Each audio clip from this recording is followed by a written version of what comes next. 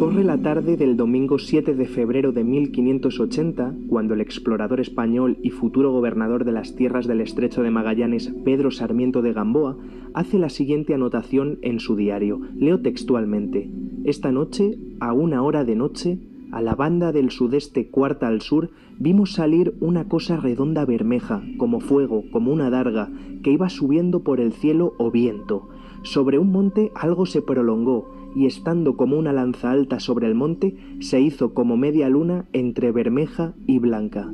Esto lo cuenta tal cual Sarmiento de Gamboa, pero es que posteriormente, en una lámina, dibuja lo que ha visto. Un dibujo en el que se ve un círculo coloreado que se convierte en una elipse para luego tener forma de media luna de color blanco. Pues esto, como digo, lo anota en su diario, que luego será publicado con el tiempo bajo el título de Viaje al Estrecho de Magallanes por el capitán Pedro Sarmiento de Gamboa.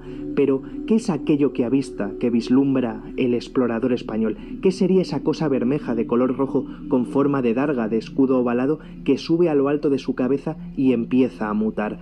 Pues se sabe que días antes, el 31 de enero de 1580, se produjo un eclipse total de la luna llena y que bien pudo ser visto por las tierras del Estrecho de Magallanes, ¿no? Pero claro, estamos hablando de una semana antes de lo que Sarmiento de Gamboa cuenta en su diario, y en ese sentido hay quien dice que el aventurero pudo equivocarse de fecha o que lo ocurrido lo escribió a posteriori. Sin embargo, si acudimos a los días anteriores, el expedicionario registra que ha visto un eclipse lunar, por lo que la idea del eclipse, bajo mi punto de vista, hay que desecharla. Así que lo único que sabemos y que es fehaciente es el documento, es a lo que nos podemos agarrar, y hasta que no haya una explicación plausible, ahí está el testimonio de una extraña bola roja que él mismo dibuja y que cambia de forma hasta convertirse en una media luna medio bermeja, medio blanquecina. Es, por tanto, una auténtica crónica sobrenatural en tiempos del Imperio Español.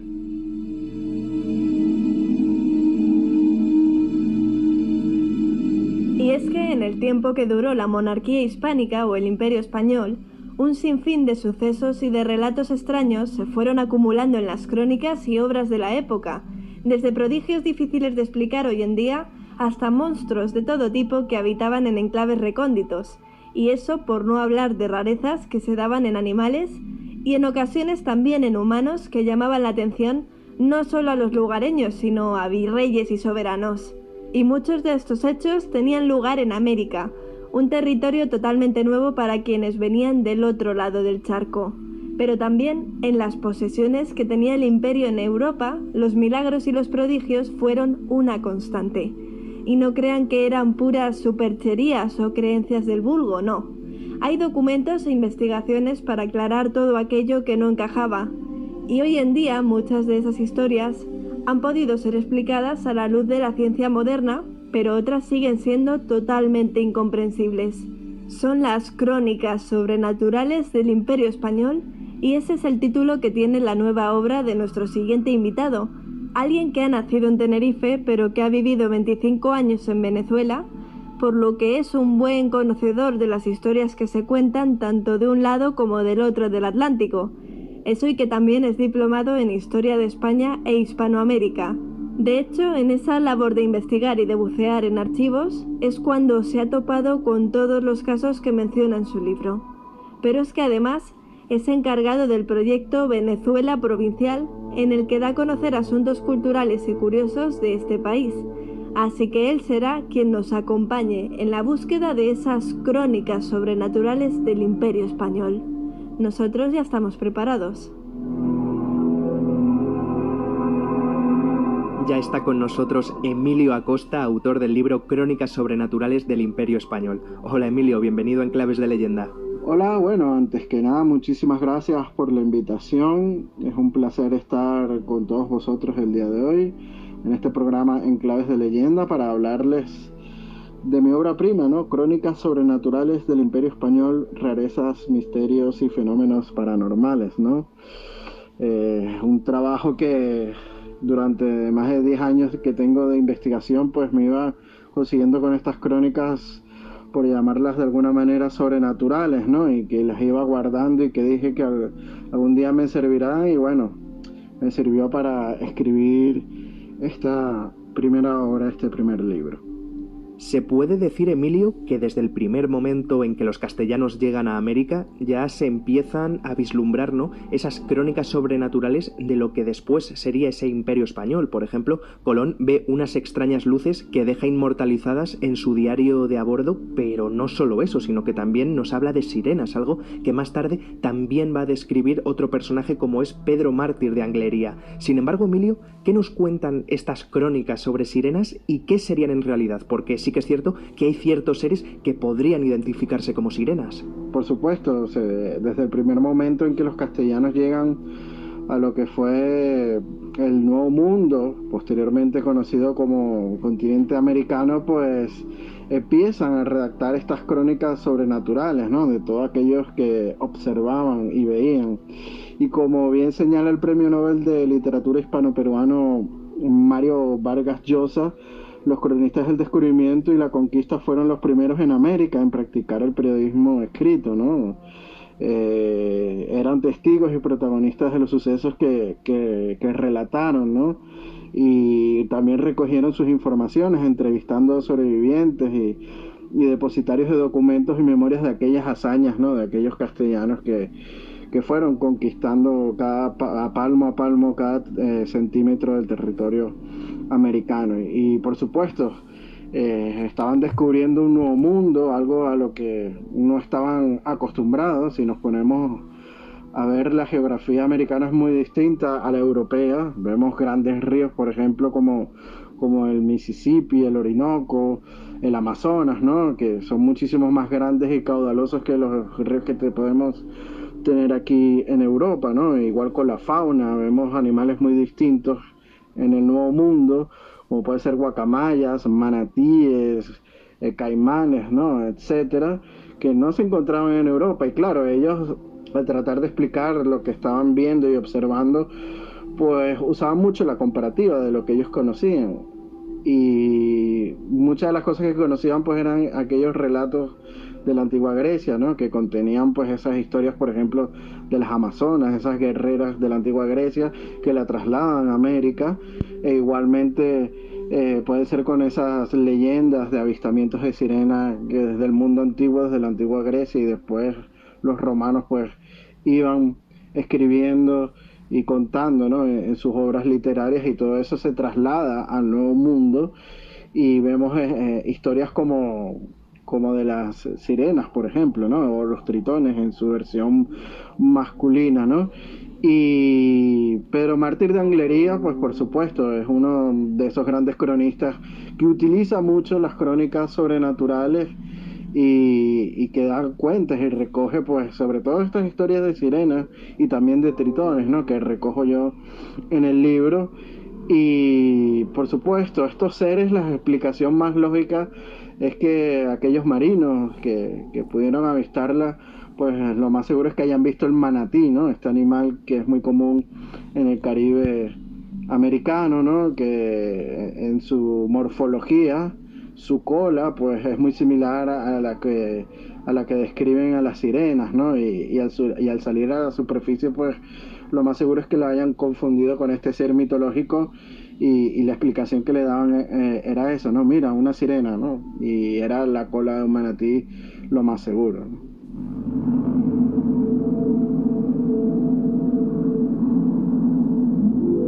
Y ya que hablamos de seres mágicos, ¿por qué no hacerlo también de aquellos presuntos monstruos que, según los lugareños, habitaban en determinados enclaves? En este caso, por ejemplo, Emilio, hubo criaturas monstruosas que dieron mucho de qué hablar en el Imperio Español.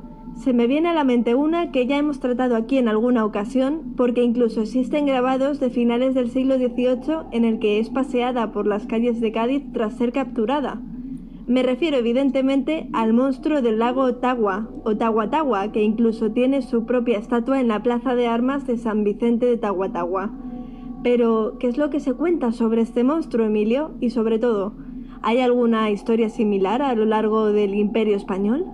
Por supuesto, estos seres mágicos, como lo pueden ser las criaturas acuáticas, estos monstruos acuáticos, pues llaman mucho en la cultura popular. Vemos el caso, por ejemplo, del monstruo del lago Ness, ¿no?, en Escocia, que es conocido mundialmente, pero nosotros en el mundo hispano tenemos nuestros propios monstruos acuáticos, ¿no? Por llamarlo de alguna manera, como este caso del monstruo del lago Tagua, ¿no? Que es una historia increíble que está muy bien documentado y que también le recojo en el libro, ¿no?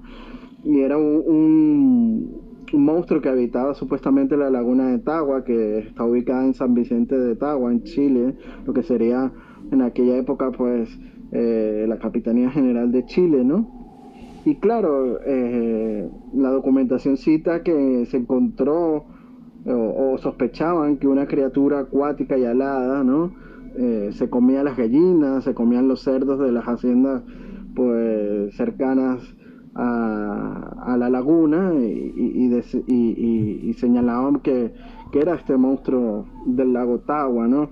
Del cual se hizo un dibujo y unos informes, ¿no? A las autoridades peninsulares para ver si podían capturarla y que pudiera ingresar en la colección del Real Gabinete de Monstruosidades, ¿no? En Madrid. Y este dibujo se encuentra resguardado en la Biblioteca Nacional de Madrid, y bajo su grabado o dibujo pues encontramos una auténtica joya bibliográfica, ¿no? Que es la descripción del monstruo, que dice que era alado, ¿no? Y que tenía las piernas cerca de un cuarto y las uñas son mucho mayores, ¿no? La melena de cabeza llega hasta el suelo, de modo que se enreda con los pies, ¿no? O sea, de una forma muy monstruosa y muy fantasmal, ¿no? Y cuando se envía el informe a la península, pues, por supuesto, pasó primero el informe al Virreinato de la Nueva Granada y ahí se hizo una copia que se puede revisar en el Archivo General de la Nación Colombiana, ¿no? Que es de marzo de 1784, ¿no? Y claro, al llegar la noticia a la península, ¿no? De la existencia de este monstruo, pues empieza a correrse como la pólvora el relato de este monstruo y llega incluso hasta Francia, ¿no? Siendo recogido por varios periódicos de la época. Vemos el periódico franco-británico Le Courrier de l'Europe, que fue el primero en publicar la historia, ¿no? Y le dedicó varios números, ¿no? A este monstruo de Chile que quedaba por cierta la aparición, ¿no? Y decía que medía más de 3 metros de alto y tenía barba y melena, ¿no? Cuernos de toro y alas de murciélago. Una descripción increíble. Y claro, los diarios de franceses, debido al éxito, empezaron a manipular la historia para vender más ejemplares al público. Inventaron que el monstruo fue embarcado y fue capturado y rumbo a España. Inclusive llegó a Cádiz, ¿no? Para ser llevado ante el rey y la familia real, ¿no? Y en la Biblioteca Nacional de Francia se encuentra un grabado en agua fuerte que representa el momento preciso de la salida de Cádiz, ¿no? Del monstruo de Tagua, para ser enviado pues al palacio en Madrid, a los aposentos de la familia real, ¿no? Y la fecha de este grabado también es de 1784, ¿no? Aquí vemos como las historias, cuando van de boca a boca, pues se van distorsionando un poco y se llega a exagerar, ¿no? De esta manera.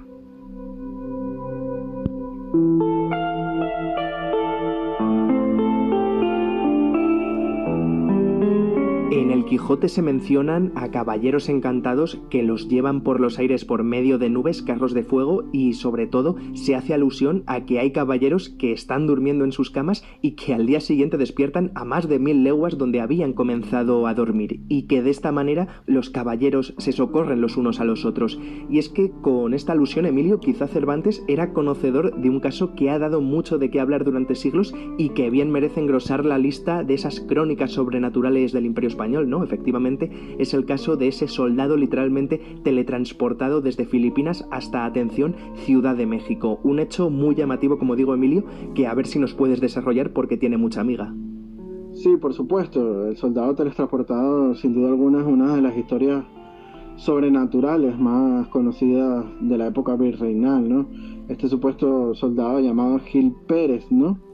Y tuvo suceso el 24 de octubre de 1593, cuando en Manila, Filipinas, Capitanía General de Filipinas, pues unos piratas chinos asesinan al gobernador y claro, están haciendo guardia en el palacio para que no vuelva a ocurrir ningún otro atentado, y uno de estos guardias pues se queda dormido en plena noche, y al despertar pues se levanta y está en un lugar totalmente desconocido para él, y era nada más y nada menos que la Plaza Mayor de Ciudad de México, ¿no?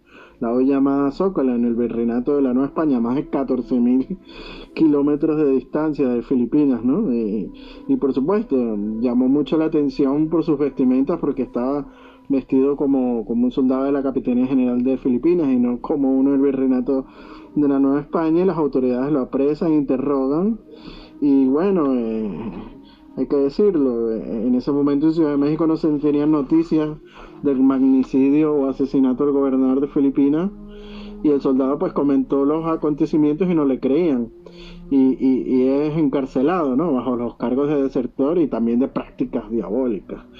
Y todo esto contado por Fray Gaspar de San Agustín en sus crónicas del año 1698, ¿no? Es lo que recoge. Y claro, después, unos meses después, un mes después, llegan las noticias en el galeón de Manila, Acapulco, del asesinato del gobernador de Filipinas, y uno de los tripulantes del galeón de Manila llega a Ciudad de México y reconoce a este soldado supuestamente llamado Gil Pérez, y lo liberan, y se le pierde el rastro después, ¿no? Y ya en 1908 hay un historiador estadounidense que se llama Thomas Alibon Jambier, que aseguró que se llamaba Gil Pérez, ¿no? En un artículo que se llama Legends of the Living Spectre de la revista Harper's Magazine, ¿no? Pero no hay ninguna documentación de la época que asevere que su nombre era Gil Pérez, y tampoco hay ninguna documentación de la época que diga que la Inquisición abrió algún caso a este soldado, ¿no? Y es muy raro, porque la Inquisición solía documentar todos los casos en la que estaba inmiscuida, ¿no?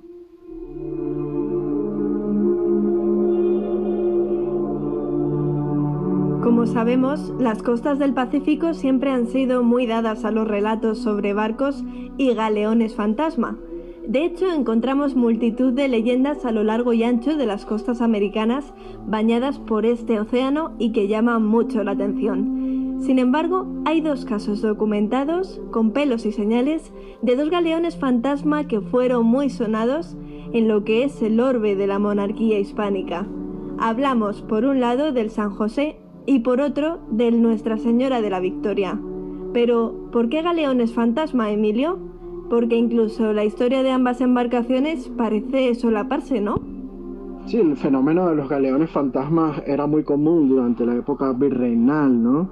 Sobre todo, tengamos en cuenta el mar Pacífico, que era una ruta pues muy peligrosa por todo lo que acontecía en aquellos mares, ¿no?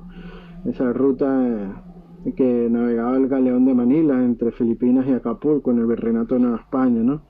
Y sin duda es una de las historias más misteriosas, ¿no? Esos galeones que arribaban a tierra firme sin tripulación, ¿no? Como bien señalas, hay varios casos que se registraron durante 300 años en el Imperio Español, y el Virreinato de Nueva España es el que más documentación registra sobre estos acontecimientos. Y hay que decir, como dije anteriormente, la ruta era peligrosa, sobre todo la del Pacífico, por las amenazas más frecuentes eran fuertes vientos, corrientes, tifones, los ataques piratas, enfermedades, etcétera, ¿no? Que podían tener pues la tripulación a bordo, como puede ser el escorbuto, ¿no? Y sobre todo en el viaje de vuelta, que desde Acapulco, que el de Acapulco a Manila, ¿no? Que solía ser más tranquilo, el de vuelta pues era más peligroso. Y se dice que se perdieron en la ruta del galeón de Manila durante los 300 años pues unos 30 galeones, ¿no? Y hay que decirlo, generaron bastantes pérdidas.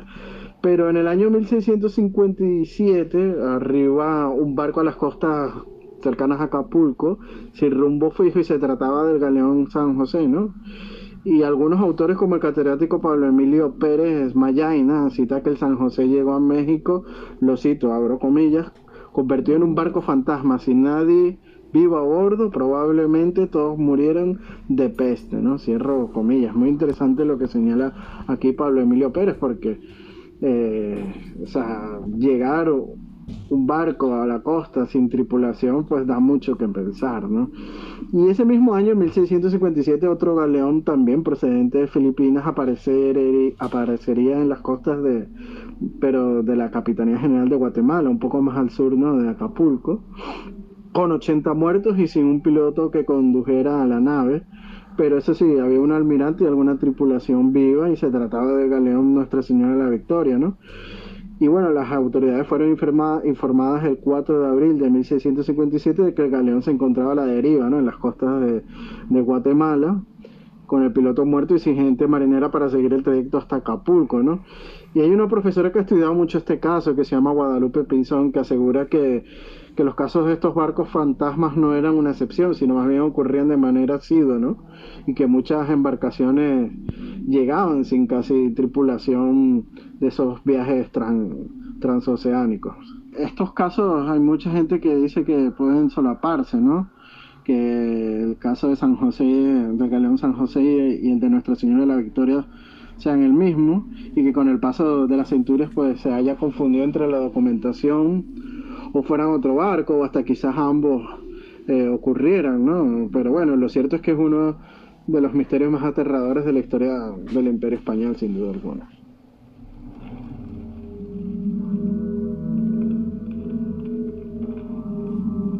Por otro lado, en el castillo de Chapultepec, al este de Ciudad de México, se conserva un cuadro que representa a un hombre apuesto, galán, vestido al más puro estilo colonial y con un sombrero en una mano. Eso sí, es muy alto, ¿no, Emilio? De hecho, se le conoce como el gigante de Chilapa, un personaje que, por ejemplo, en los campos que rodean a Chilapa de Álvarez, que se encuentra en el corazón de México, pues encontramos una roca con una oquedad que, según los lugareños, sería la huella dejada por este gigante, entre comillas. No obstante, ¿quién es este señor, Emilio? ¿Qué nos puedes contar sobre él?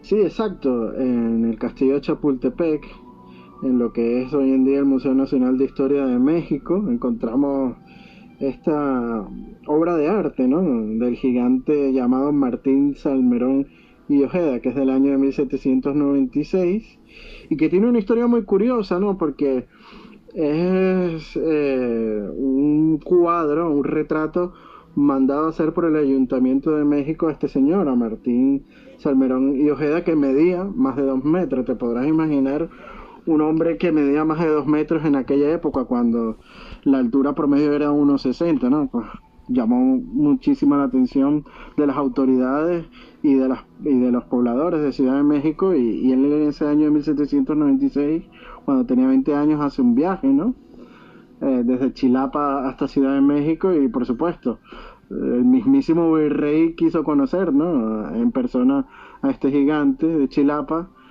y lo llevó hacia el mismo palacio del virrey, y hizo demostraciones de fuerzas al virrey, y el virrey pudo apreciar pues la altura, ¿no?, de Martín Salmerón y Ojeda.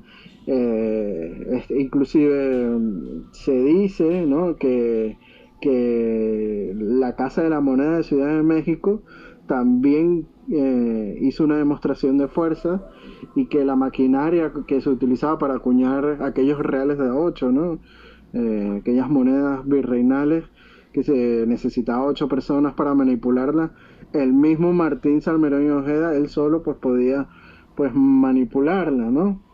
Y claro, el virrey de Nueva España en aquel momento, que era Miguel de la Grúa Talamanca, y el Ayuntamiento de Ciudad de México, pues lo retrata, ¿no? Y algo muy curioso es que a partir de aquí pues hizo presentaciones en las casas de las familias adineradas criollas de la Ciudad de México, y empieza a recorrer todo el virreinato, inclusive se llega a presentar en la Capitanía General de Guatemala, ¿no? Y cuando estalla la Guerra de Secesión o la Guerra de Independencia en el virreinato de la Nueva España, pues Martín se mantiene leal a la monarquía hispánica, a las fuerzas de su majestad el rey de España, y está en el ejército realista, ¿no?, luchando contra los insurgentes. Pero en una de estas batallas pues es capturado, Y claro, los insurgentes, a ver un hombre de más de 2 metros y algo impresionante, pues no lo asesinan, simplemente le ponen la condición de perdonarle la vida si se pasaba al otro bando. Y bueno, efectivamente, no le quedó otra a Martín de cambiarse de bando. Y algo muy curioso es que el jefe insurgente, José María Morelos Pavón, ¿no?, el jefe insurgente ahí en México, pues lo aceptó como uno de sus escoltas. O sea que, imagínate, el jefe de los insurgentes, Morelos, tuvo una escolta de más de 2 metros. Y bueno, cuando acabó la guerra de independencia de México, de secesión, pues la situación económica en el virreinato no era muy buena y Martín pues se regresó a su pueblito y se dedicó a la agricultura y después tuvo una vida privada, ¿no?, alejada de todos estos focos, de estas presentaciones de fuerza y de altitud, algo que nos recuerda mucho a esos freak shows del siglo XIX y principios del siglo XX en los Estados Unidos.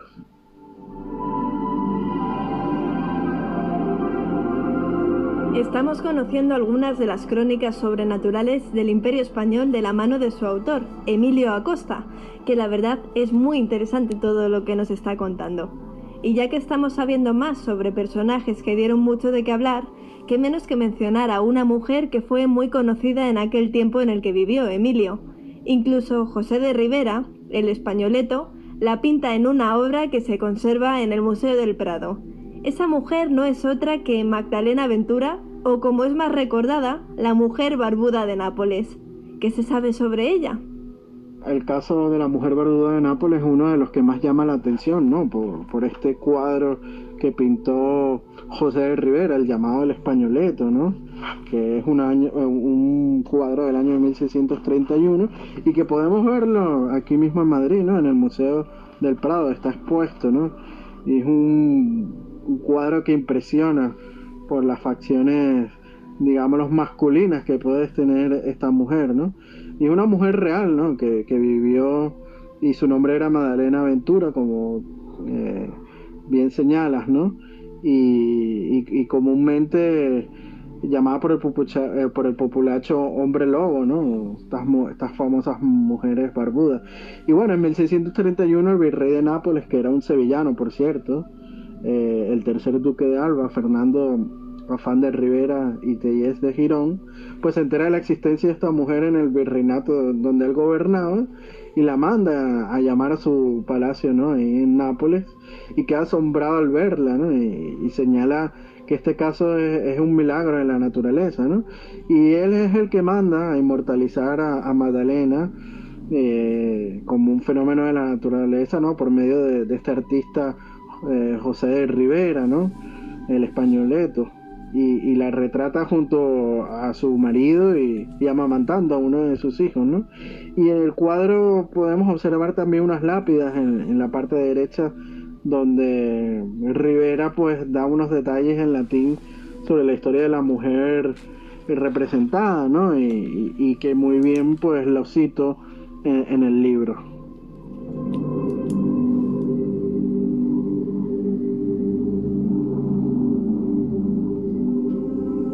Además, justo cuando vive la mujer barbuda de Nápoles, que por cierto hay un caso similar en Toledo en la misma época, la de una niña portuguesa llamada Dominga, que incluso es llevada al Alcázar para que los reyes la vieran, pues en esa época se ponen de moda las Wunderkammer, los gabinetes de maravillas de los que algún día tenemos que hablar porque dan para mucho.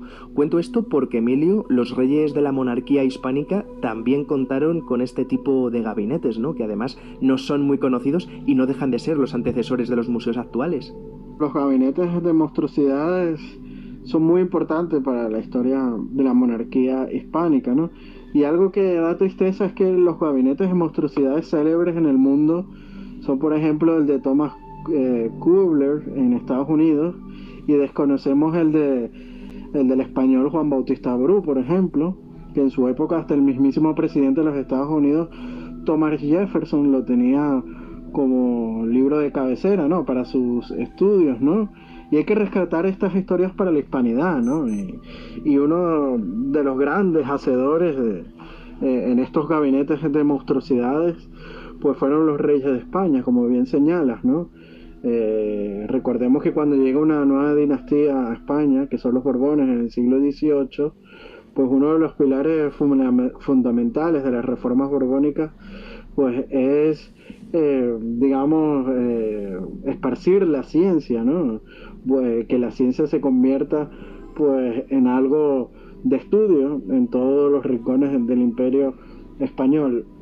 Y Su Majestad Felipe V pues empieza a hacer esta colección, digamos, de casos teratológicos, ¿no?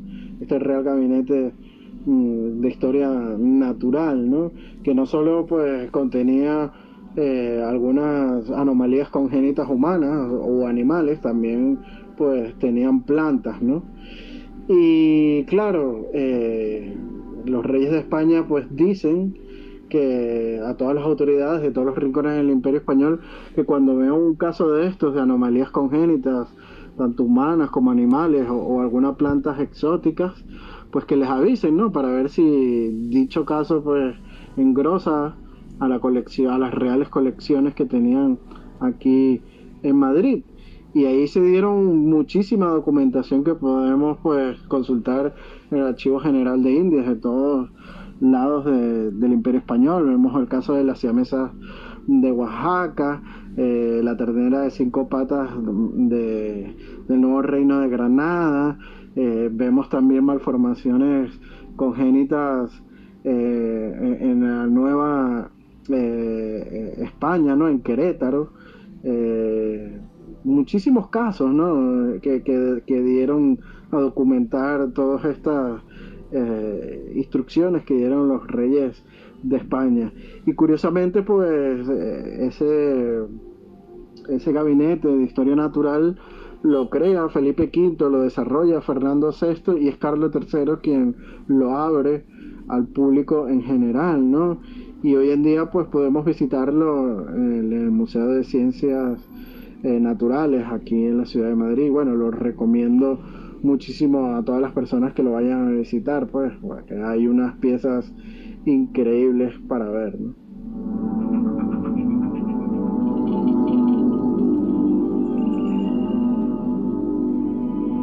Dentro de los gabinetes de monstruosidades, o mejor dicho, gracias a ellos, hoy en Madrid, en el Museo de Ciencias Naturales, disfrutamos de una auténtica joya de la paleontología. Nos referimos a un esqueleto prácticamente completo de un megaterio, ese animal prehistórico que, por ejemplo, ha dado lugar a historias como las del Mapinguari, quién sabe. Y en ese sentido, Emilio, ¿dónde se descubre este ser y cómo llega hasta Madrid? Sí, exacto. El megaterio de Luján es una de las grandes joyas de la paleontología, ¿no? Y uno de los primeros casos que se dan de la paleontología. De hecho, dicen que gracias a este caso es que nace la paleontología, ¿no?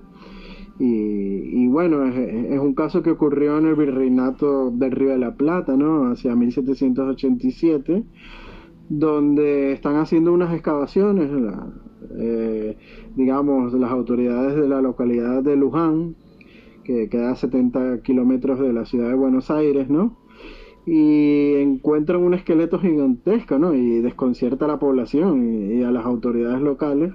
Y bueno, el alcalde de Luján solicita ayuda para desenterrar los huesos al virrey del Río de la Plata, que es Nicolás de Campo, que hay que decirlo, era un gobernante ilustrado y también muy culto, ¿no? Y que había leído mucha ciencia en aquel momento. Y también pidieron ayuda al dominico Manuel de Torres, ¿no? Que dictaba cátedra en el Colegio de Buenos Aires, ¿no? Y bueno, de Torres es comisionado para desenterrar el esqueleto en 1788. Y bueno, el trabajo fue hecho con sumo cuidado y rigurosidad por de Torres, y le hace varios informes al virrey del Río de la Plata, informes que podemos consultar pues, en el Archivo General de Indias y que yo recojo y cito en mi libro. Y bueno, de Campo inmediatamente envía un dibujante hasta la zona y a un equipo para organizar pues el traslado de los huesos hasta Buenos Aires, y el esqueleto llega a Buenos Aires y es depositado en el Palacio del Virrey.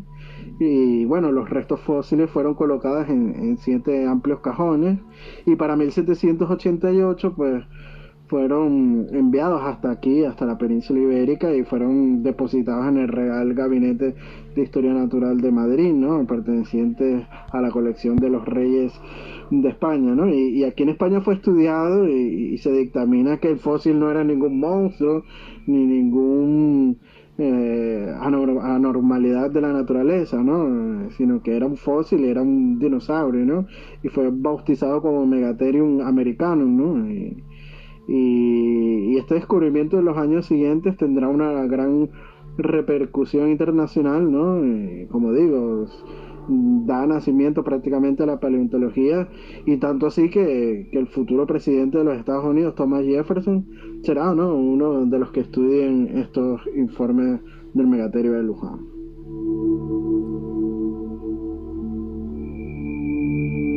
Estamos recorriendo prácticamente todo el Imperio Español en busca de sol a sol esos episodios y esas crónicas sobrenaturales, y eso que el sol nunca se ponía en el Imperio, ¿no?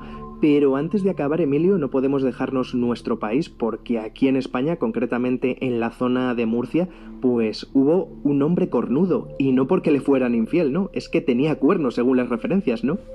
No podríamos dejar de hablar del centro político, ¿no?, de lo que fue el Imperio Español, como es la península ibérica, ¿no? Y este hombre cornudo es uno de los casos que más me llamó la atención, ¿no? Por su rareza anatómica, y es un caso que ocurrió en el año de 1787, y el ministro del rey Carlos III, que era el conde de Florida Blanca, envió a don Joseph Clavijo, que era el vicedirector del Real Gabinete en aquel momento, 2 astas pequeñas cortadas a un hombre de Murcia, ¿no? Y fueron cortadas por un cirujano de nombre Joseph Correa, ¿no? Y con el motivo de que las astas pues ingresaran al Real Gabinete de Historia Natural de Madrid, ¿no? Y según lo que se cuenta, pues el origen de estas astas, se remontan a abril de 1767, o sea, casi 20 años antes, cuando este hombre de Murcia pues aparece con los médicos mostrando estas 2 protuberancias en la cabeza, ¿no? Y fue hasta la casa del cirujano Correa, pues en la ciudad de Madrid, para que se las cortara, ya que ningún cirujano médico en Murcia quería cortarle los cuernos, ¿no?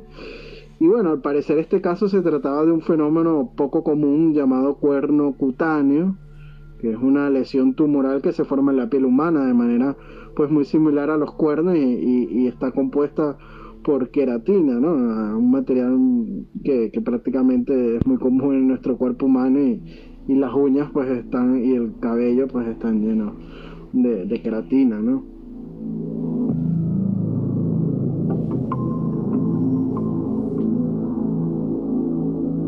Hombre cornudo de Murcia que, como todos los casos ya relatados, aparecen en Crónicas Sobrenaturales del Imperio Español, el primer libro de Emilio Acosta, en el que se dan cita a todo tipo de rarezas que tienen un punto en común.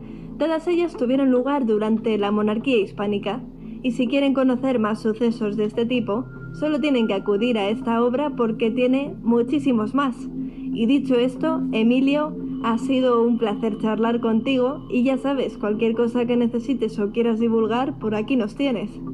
Pues muchísimas gracias por la invitación aquí a su programa Enclaves de Leyendas. De verdad que ha sido un gusto poder charlar con vosotros el día de hoy. Espero que les haya llamado la atención todos estos casos, que apenas son una píldora de todo lo que contiene mi libro Crónicas Sobrenaturales del Imperio Español, rarezas, misterios y fenómenos paranormales. Espero que se animan a leer mi obra prima, que la pueden conseguir en Amazon a nivel mundial, ¿no? Tanto en Amazon España, Amazon México, Amazon Estados Unidos, ¿no? Ahí en cada Amazon local pues pueden conseguir mi obra. Y también, si les gusta adquirir ejemplares y obras en librerías, pues aquellos que viven en la ciudad de Madrid pueden conseguirlo en la librería Tercios Viejos. Y bueno, ha sido un gusto compartir con vosotros, y pueden seguirme en mis redes sociales en Venezuela Provincial, que ahí siempre estoy publicando pues mis artículos de investigación histórica, no sobre estos temas de misterios, ¿no? De vez en cuando lanzo algún artículo sobre estos temas, pero en general sobre la historia hispánica, ¿no? Esa historia virreinal, esas grandes batallas, esas, digamos, incidencias políticas y sociales y económicas, pues, que vivimos durante 300 años de un lado y del otro del charco. Así que bueno, les mando un abrazo y hasta la próxima.